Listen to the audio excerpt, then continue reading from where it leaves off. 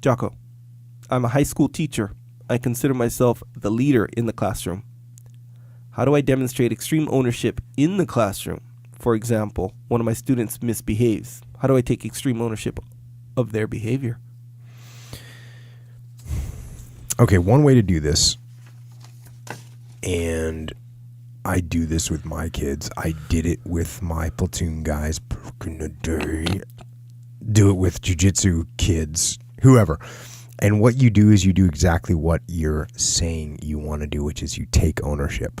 So what that means is you take ownership of their behavior. So when the kid's misbehaving, you say, hey, what am I not making clear to you that you continue to act like this? Because obviously I must be doing something wrong because I'm the teacher and you're in here acting like an idiot and disrupting everything. What am I not doing well?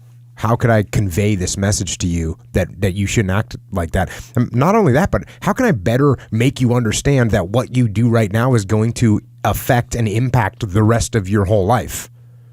Because I'm supposed to convey that to you as a person, that if you get engaged in class, you're going to have a more successful and better life. And that's what my kind of goal is. And so what I want to know is how I can better explain to you that your behavior while you're in here, from classroom attendance to having big outbursts to skipping class to not turning in your homework to failing tests, all those behaviors that you kind of display on a regular basis, I need to find a better way to explain to you that the way you are acting right now will absolutely dictate where you're going to be in the future. And by the way, it's not a positive thing. It's not a positive thing at all. Your life is going in the wrong direction. And as a teacher, I'm supposed to move it in the right direction. So what do you think I could do better to help you understand that? So there we go. That's one method. And by the way, I've used that with my kids too. That's a very effective method for parenting. Isn't why did you not clean your room? It's how did I fail as a father to make you understand that basic fundamental hygiene is a positive thing.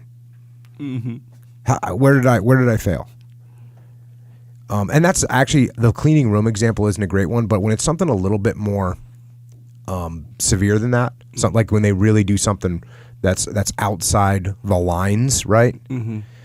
And you say, instead of saying, you went outside the lines, you're messed up, instead you say, I'm sorry that I couldn't convey to you the importance of these lines and why we don't go out them. And now I'm looking at you and I'm thinking, I don't know what mistakes I made, and I let you down as a father, because clearly you don't understand the boundaries of what is good and what is bad, and I feel like I let you down.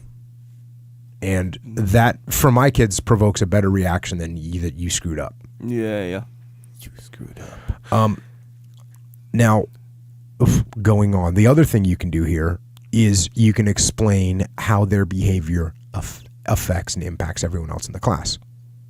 And that you, as the teacher, is not only responsible for their behavior, which you are, but you're also responsible for teaching every single person in the class.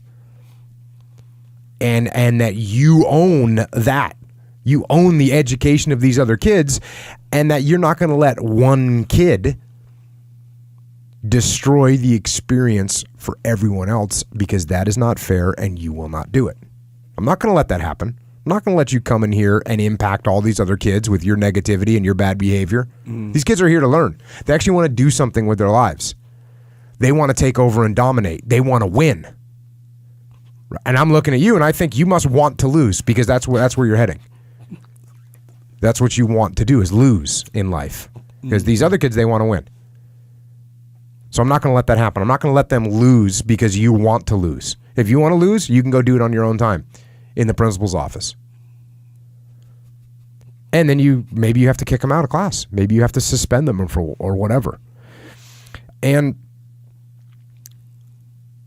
I think that then you have to let people understand that just like you take ownership, they should take ownership of their lives, right? That's a fundamental thing that you're getting at. And lastly, and this is something that I think is very hard for young kids to understand. Young kids meaning the ages between like 15 and 20. 25. Maybe even 25. Some kids get it earlier, you know? Some kids understand it earlier. But understanding this thread of this thread of the passage of your life, and that the way that you act right now affects the where you're going to be in a week, in a month, a year, in 5 years, and in 10 years. And kids do not understand that. They do not understand it. I didn't understand it when I was 10, 12, 15, 18, 30.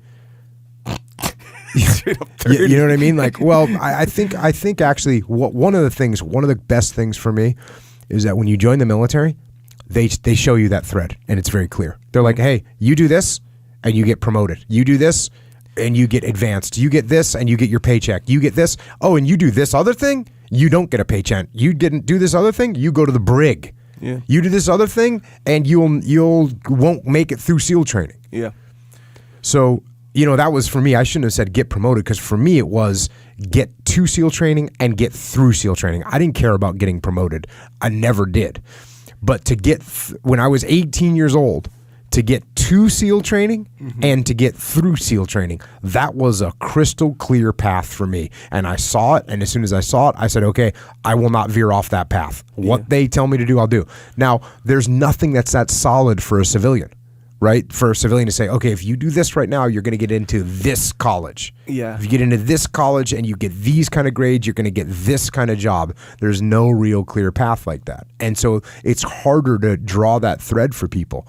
But I think you can do it. I think you can show examples of where you end up in the societal structure based on your behavior as a teenage person, a teenage human. Yeah. Yeah, that's going to be hard. Just straight up, that's just going to be hard for a teacher because of the time constraints like that, or the time limitations you have with the kid. Yeah, I think one thing that I've done with my kids is I look at other human beings in the world with them, and I explain to them that that's a person. That's a person. I was talking about this with my son. It left such an impact on him. Yesterday, we were down at the beach early morning one time. Years ago, he was probably 8 years old. We were going surfing. Waves were good, by the way. It was a big day. Hell yeah. We got done. And so now it's 7:30, 8 o'clock in the morning. And there's a guy that's a obvious drug-induced state of mayhem. And he's got 5 cops, and they get him down. And we're watching this whole thing, and he's yelling, swearing. And they put a spit bag on his head.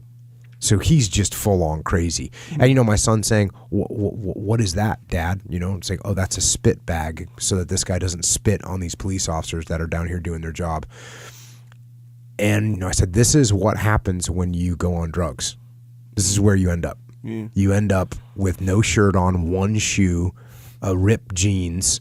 You have a spit bag on your head. You're handcuffed. And you're going to jail. That's where you end up. That's where the path leads.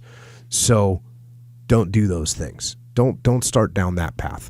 And it's the same thing, you know, I was with my daughter and we saw, what did we see? I was pointing out to her again, a woman that clearly didn't have a place to live. You know, she was a homeless person. And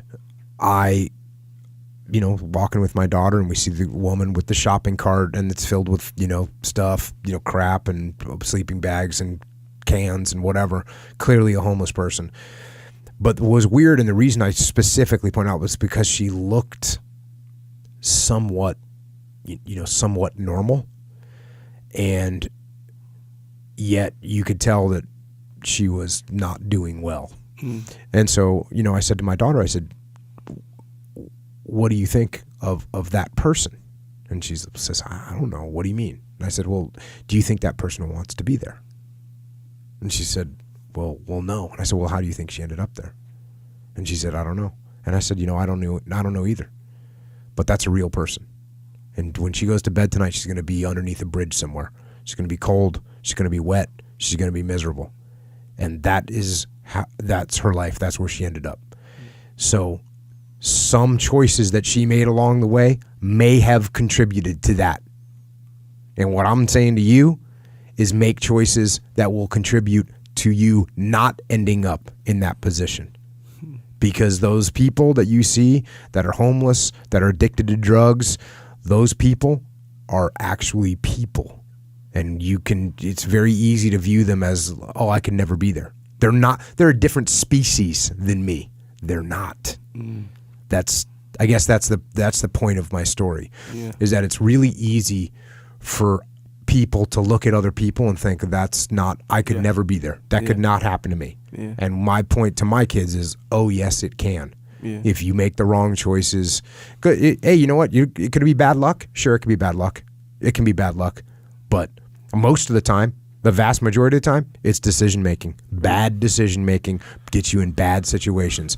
And by the way, people that go off the path and then they say, you know what? I screwed up.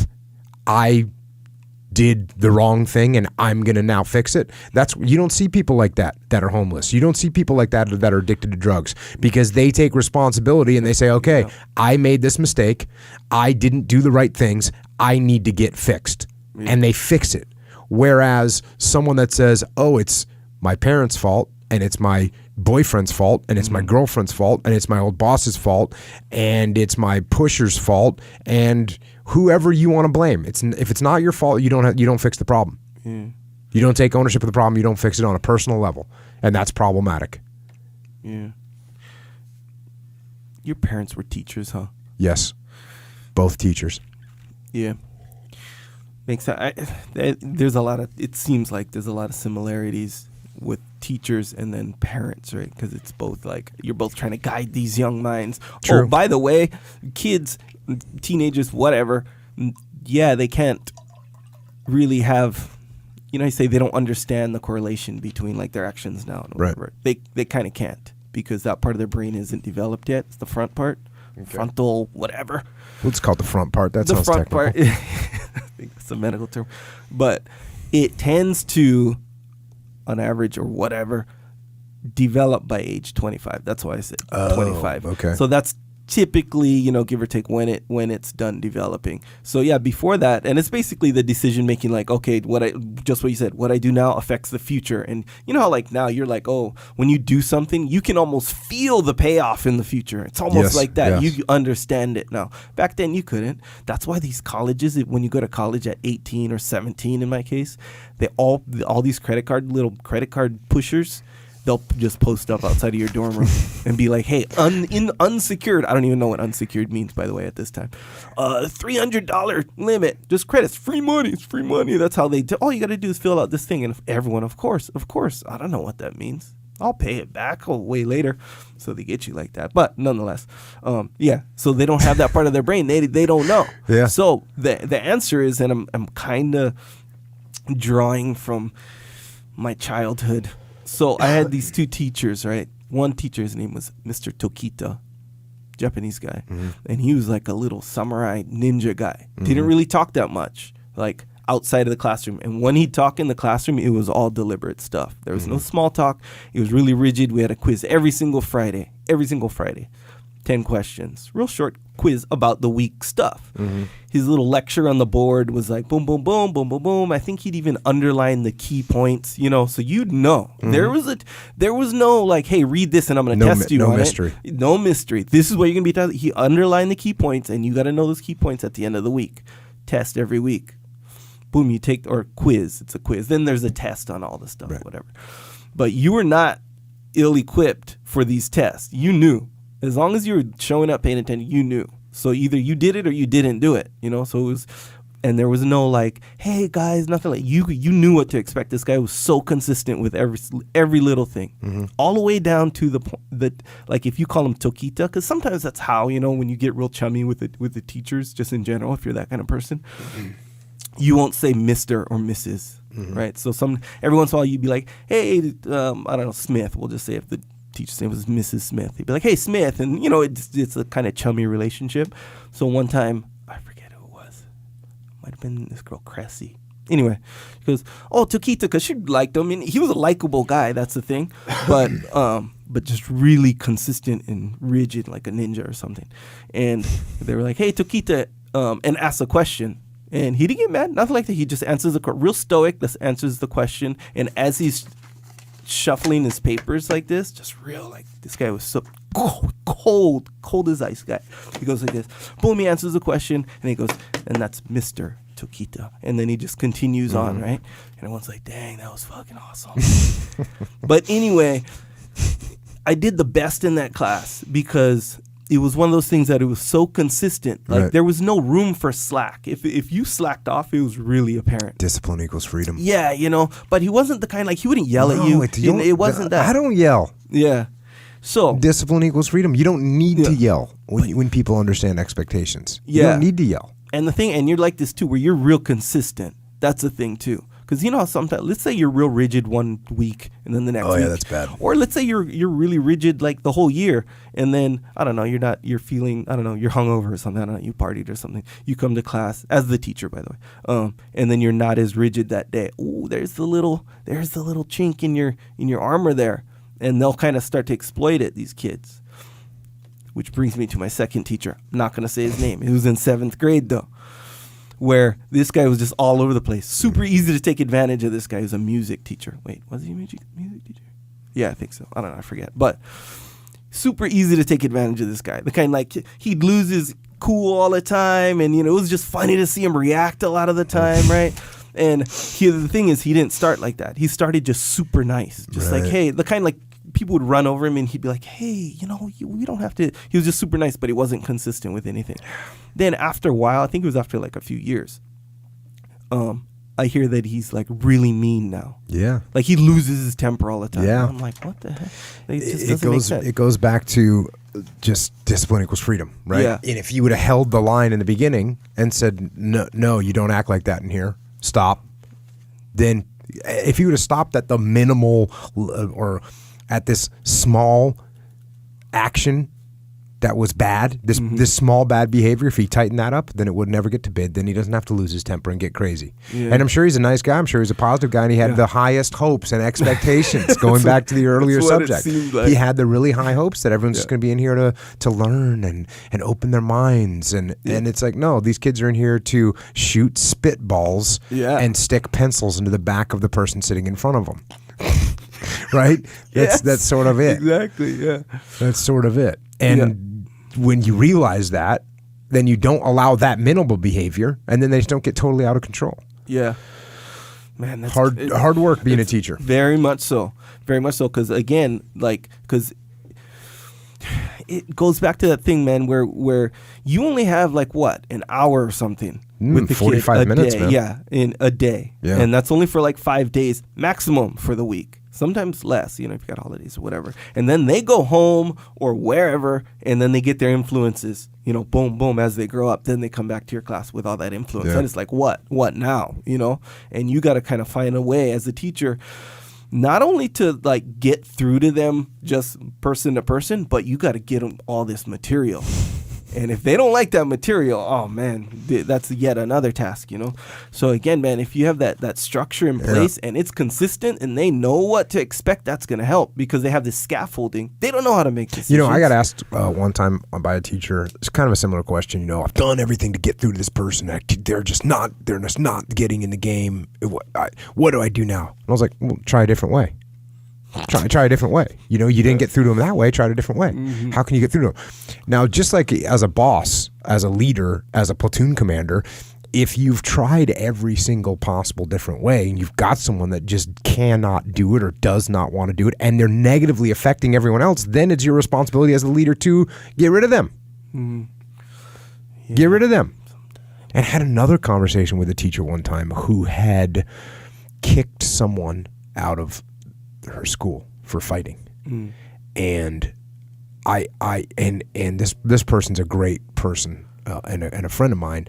She kicked someone out of the school, and we met at a dinner, and we were just talking, and I said, oh, how's everything going? She goes, well, you know, I just kicked this person out of school. And I was like, oh, what's the situation? And she said, well, you know, it's this kid, and he's been a good kid. He doesn't come from a great home, but he got into a fight and he hit another kid. And I just we can't have that at school at all. And so me being a jerk, I was like, oh, so you just destroyed his life basically.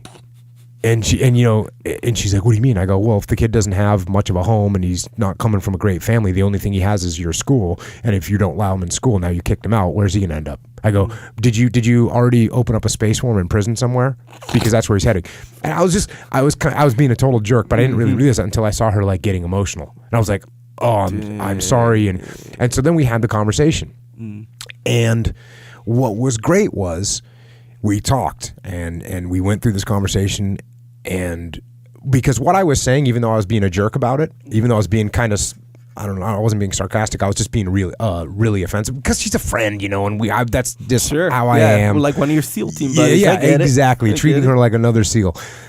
But then we talked and I said, look, but even though I don't mean to be a jerk, I'm telling like what I believe to be the truth. Cracking but fat. You have a great school. You have this great opportunity for these kids, and this kid who has been well behaved and this was the other critical part. The kid that he got in a fight with, the kid that he punched, he sucker punched the guy. Not sucker punch, but through the first punch.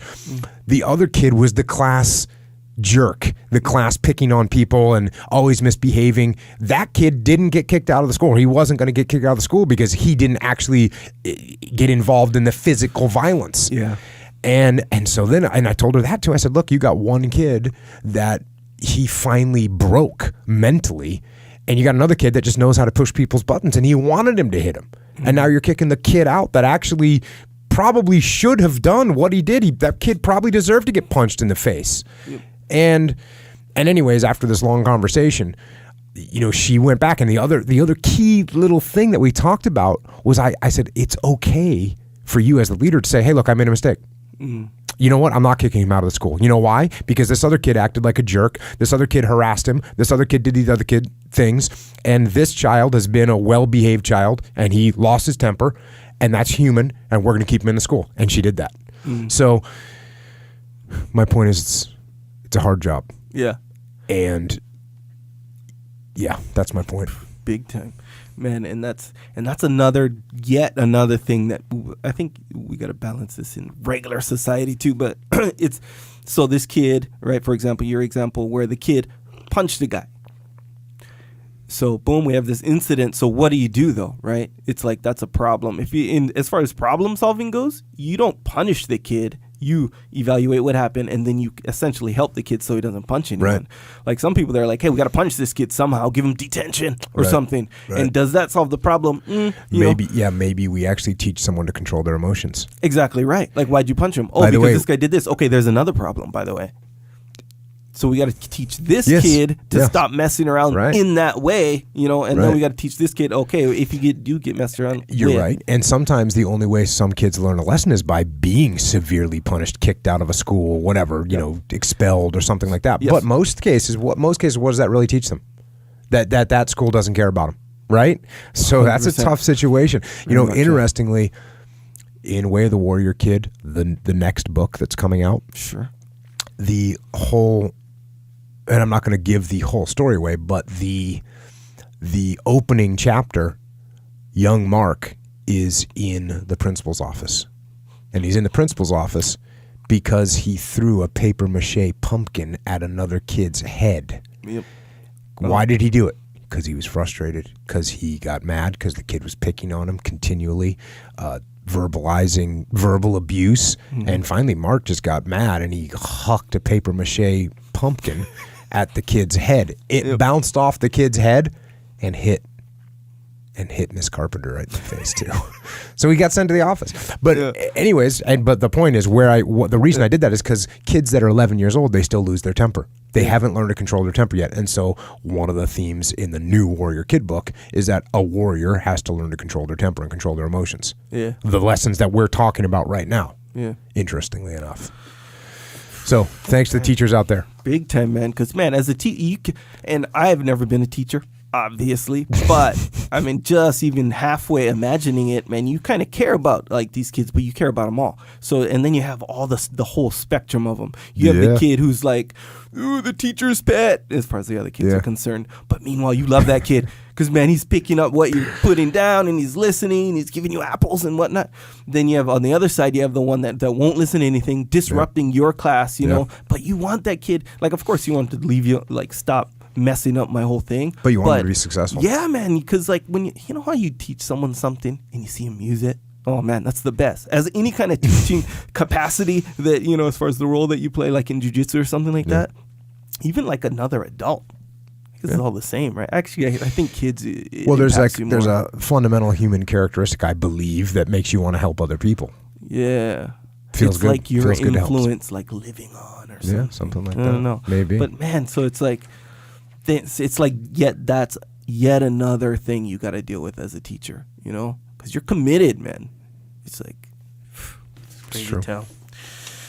Anyway, next question.